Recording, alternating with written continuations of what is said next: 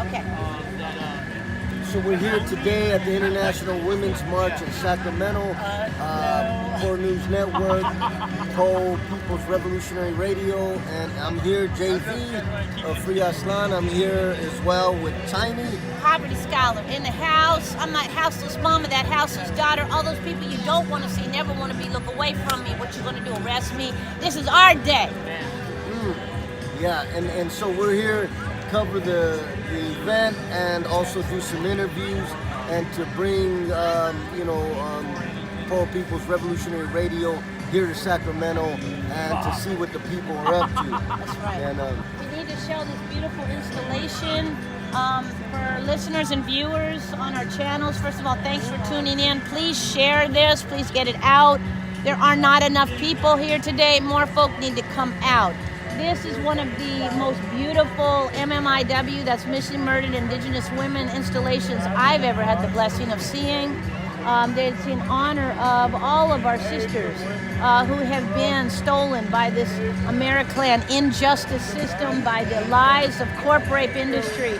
And what you see is these beautiful dresses, right? In honor of the ladies, of the sisters, of the mamas, of the aunties, of the grandmamas who are not here anymore. So we're going to talk to some folk, but just in and of itself, this is some medicine on this. People should come out live and see this beautiful, beautiful memoriam. And maybe we'll talk to some of the sisters who are setting it up first of all. Absolutely. And so we're coming this way to do this interview. And just, the dresses, the red dresses, this is an act of resistance, a form of resistance to what is occurring, to the genocide that's taking place. And this is nothing new. This has been going on for centuries to indigenous people. Exactly. Not only here, but all over the world. So we have the blessing of meeting some beautiful leaders and sisters and brown berets and indigenous warriors. Can you tell listeners and viewers what y'all are doing here today? What's the beautiful mensaje? Well, we're out here supporting the indigenous and murdered indigenous women, the MMIW and people. We're here supporting. We come from Oakland to Sacramento. We have our sister that works out here with the community. So, hey, we're just out here supporting.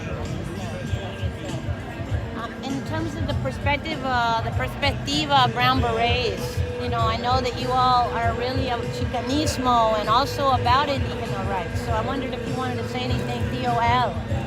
I would say, basically we have indigenous roots. There's a lot of people, in a way, disrespect the native people by claiming everything as Aslan. But one thing that I'd like to say is, all of our people in Mexico and here, the majority spoke the Uru-Aztecan language or Hokan linguistic groups. So we all come from a common ancestor. We do need to all acknowledge other people, but we are in fact indigenous people too. We are also indigenous people. People don't understand that we have the same blood. Our DNA looks the same. That's what I'm saying. And what I'd like to add too, that women generally lead the struggle in the fight against police terror, in fights for in union leaders and so forth. It's always women, and something which is specifically crimes against women. The women have to step up and do it. But we as berets, all of us work as protectors. Wow, medicine. I know it's a funny thing too, though. And I don't know, Joey, if you want to say. That's a kind of a weird, sad tension that exists, right? It is. There is, and I think in any struggle that there's going to be these different contradictions. These are contradictions amongst the people, and we have to deal with them in the right way, so that we continue to move as one forward against our common oppressor, because we have a common oppressor that is not amongst our fellow oppressed peoples, and we have to make sure that we focus on that. But I had a question for the sister, and what's the significance? What does the red in your dress mean? Well, all the blood that's been shed. For me, that's what it stands for me. Is the blood of our sisters that went missing and never found. It's for everybody that's died, you know, like that's what it means for me. So yeah. Oh, beautiful. Yeah, because we see the red dresses here, and you know, and like I was saying earlier, that this is like an act of resistance, right?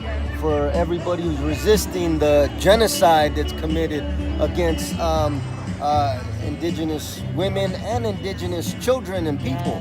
You know, because what's occurring in the ICE concentration camps is another form of genocide aimed at our children, you know, and you know, and women as well. So that's another form of genocide by isolating our people, holding them in concentration camps, you know, and psychologically destroying them, in some cases physically destroying them. And these are acts of genocide, in different forms of genocide that indigenous people have been experiencing for, you know, hundreds of years. And so what can you all tell us about this event, as far as what are the people asking for by coming here today? What kind of message are the people sending? Let me ask the sister here, what kind of a message is being sent by us being here at this event today? To always remember, never forget our indigenous women, our indigenous sisters, our indigenous people. That's what this event is for.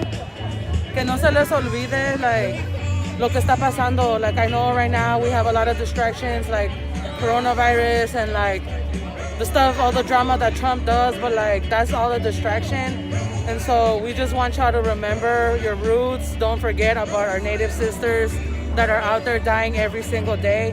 I know he asked earlier, what does the red mean? The red means the blood of our innocent sisters that have died and that are still dying. And we're still here doing this fight, bringing awareness. It's more bringing awareness. This is why we have this event here in the state capitol, where sadly it's mostly Caucasian and brown. So bringing it up to the attention that we're still here, and we're still gonna let it be known that we're still here. You know, no more stolen sisters. Oh, that's it. Thank you. Are there some of the elders maybe that we could speak to, that you could introduce us to, in terms of? Perhaps March. I know she's pretty busy. We can walk to them. Yeah, I know she was on that side of the TV. Okay. She's being at Marge is getting interviewed. Yeah, March.